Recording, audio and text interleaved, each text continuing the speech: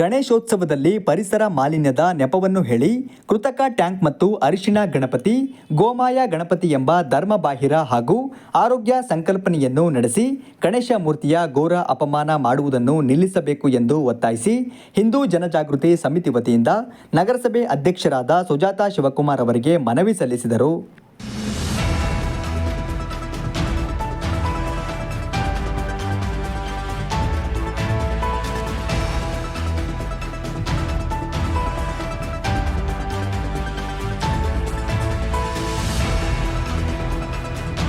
ಹಿಂದೂ ಜನಜಾಗೃತಿ ಸಮಿತಿಯ ಕಲ್ದೊಡ್ಡಿ ರಾಜು ಅವರು ಮಾತನಾಡಿ, ಗಣೇಶೋತ್ಸವದಲ್ಲಿ ಪರಿಸರ ಮಾಲಿನ್ಯದ ನೆಪವನ್ನು ಹೇಳಿ ಕೃತಕ ಟ್ಯಾಂಕ್ ಮತ್ತು ಅರಿಶಿಣ ಗಣಪತಿ, ಗೋಮಾಯ ಗಣಪತಿ ಎಂಬ ಧರ್ಮಬಾಹಿರ ಹಾಗೂ ಆರೋಗ್ಯ ಸಂಕಲ್ಪನೆಯನ್ನು ನಡೆಸಿ ಗಣೇಶ ಮೂರ್ತಿಯ ಘೋರ ಅಪಮಾನ ಮಾಡುವುದನ್ನು ನಿಲ್ಲಿಸಬೇಕು ಎಂದು ಒತ್ತಾಯಿಸಿದ್ದಾರೆ.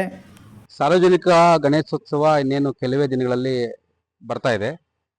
ಸಾರ್ವಜನಿಕ ಗಣೇಶೋತ್ಸವಗಳಲ್ಲಿ ಧರ್ಮಹಾನಿಯಾಗಂತಹ ಘಟನೆಗಳು ಸಾಕಷ್ಟು ಆಗ್ತಾ ಇದೆ. ಉದಾಹರಣೆಗೆ ಪಿ ಒ ಪಿ ಗಣಪತಿ ನಮ್ಮ ಧರ್ಮದ ಸಂಸ್ಕೃತಿಗೂ ವಿರುದ್ಧವಾಗಿದೆ. ಮತ್ತೆ ನಮ್ದು ಸನಾತನ ಪದ್ಧತಿಗೂ ತದ್ವಿರುದ್ಧವಾಗಿದೆ. ಹಾಗಾಗಿ ಆ ಒಂದು ಗಣಪತಿಯ ಒಂದು ಮಾರಾಟವನ್ನು ನಿಷೇಧ ಮಾಡ್ಬೇಕಂತೇಳಿ ಇವತ್ತು ನಗರಸಭೆಗೆ ನಾವು ಮನವಿ ಕೊಟ್ಟಿದ್ದೇವೆ. ಜೊತೆಗೆ ಸಾಕಷ್ಟು ಪರಿಸರ ಹಾನಿ ಆಗ್ತದೆ. ಇದು ನಿಜವಾಗ್ಲೂ ಪ್ರತಿಯೊಬ್ಬರು ಗಮನಿಸಬೇಕಾಗ್ತಕ್ಕಂಥ ಸಂಗತಿ ಇದು. ಅದರಲ್ಲಿ ಈಗ ಪ್ಲಾಸ್ಟಿಕ್ ಹೆಚ್ಚು ಬಳಸ್ತಾರೆ, ಬಣ್ಣಗಳಿಂದ ಅದನ್ನ ಅಲಂಕಾರ ಮಾಡಿರ್ತಾರೆ. ಆ ಬಣ್ಣಗಳೆಲ್ಲ ಈಗ ನೀರಿನಲ್ಲಿ ವಿಸರ್ಜನೆ ಮಾಡಿದಾಗ ಜಲಚರ ಪ್ರಾಣಿಗಳಿಗೂ ತೊಂದರೆ ಆಗುತ್ತೆ ಮತ್ತು ಪರಿಸರ ನಾಶ ಆಗ್ತದೆ. ಹಾಗಾಗಿ ಆ ಒಂದು POP ಗಣಪತಿಯನ್ನು ಸಂಪೂರ್ಣವಾಗಿ ಬ್ಯಾನ್ ಮಾಡಬೇಕು. ಮತ್ತು ಯಾರು ಮಾರಾಟಗಾರರಿದ್ದಾರೆ ಅವರಿಗೊಂದು ಎಚ್ಚರಿಕೆಯನ್ನು ಕೊಡಬೇಕು. ಒಂದು ವೇಳೆ ಮಾರಾಟ ಕಂಡು ಬಂದಾಗ ಆ ಒಂದು POP ಗಣಪತಿಯನ್ನ ನಿಷೇಧ ಮಾಡ್ಬೇಕಂತೇಳಿ ಇವತ್ತು ನಗರಸಭಾ ಅಧ್ಯಕ್ಷರಿಗೆ ನಾವು ಮನವಿಯನ್ನು ಕೊಟ್ಟಿದ್ದೇವೆ. ಜೊತೆಗೆ ಕೃತಕವಾದ ಟ್ಯಾಂಕ್ಗಳ ನಿರ್ಮಾಣ ಮಾಡ್ತಿದ್ದಾರೆ ಗಣಪತಿ ವಿಸರ್ಜನೆ ಮಾಡಲಿಕ್ಕೆ. ಅಲ್ಲಿ ಹವೆ ಮಣ್ಣಿಂದ ಮಾಡಿರ್ತಕ್ಕಂಥ ಗಣಪತಿಯನ್ನ ವಿಸರ್ಜನೆ ಮಾಡ್ಲಿಕ್ಕೆ ಅವಕಾಶವನ್ನು ಕಲ್ಪಿಸ್ಕೊಡ್ಬೇಕು. ಉದಾಹರಣೆಗೆ POP ಗಣಪತಿನಲ್ಲಿ ವಿಸರ್ಜನೆ ಮಾಡೋದ್ರಿಂದ ಅದು ಕರಗೋದಿಲ್ಲ.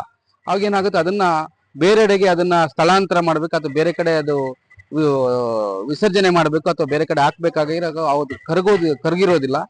ಅದು ಏನಾಗುತ್ತೆ, ಕೈಕಾಲು ಮುರಿದಿರುತ್ತೆ, ಮತ್ತೊಂದಾಗಿರುತ್ತೆ. ನೀವು ಕಳೆದ ಬಾರಿ ನೋಡಿರ್ಬೋದು ಸಾಮಾಜಿಕ ಜಾಲತಾಣಗಳಲ್ಲಿ ಬೇರೆ ಬೇರೆ ವರ್ಗದವರು ಮತ್ತೆ ಬೇರೆ ಬೇರೆ ಜನಗಳು ಅದನ್ನ ಚಿತ್ರೀಕರಣ ಮಾಡಿ ಅದನ್ನ ಸಾಮಾಜಿಕ ಜಾಲತಾಣದಲ್ಲಿ ಬಿಟ್ಟಿದ್ದಾರೆ. ಅದು ನಮಗೆಲ್ಲ ನೋವು ತರ್ತಕ್ಕಂಥ ವಿಚಾರ. ಹಾಗಾಗಿ ಸಂಪೂರ್ಣವಾಗಿ POP ಗಣಪತಿಯನ್ನು ನಿಷೇಧ ಮಾಡ್ಬೇಕಂತೇಳಿ ನಾವು ಈ ವಾಹಿನಿಯ ಮುಖಾಂತರ ಮನವಿಯನ್ನು ಮಾಡ್ತಾ ಇದ್ದೇವೆ.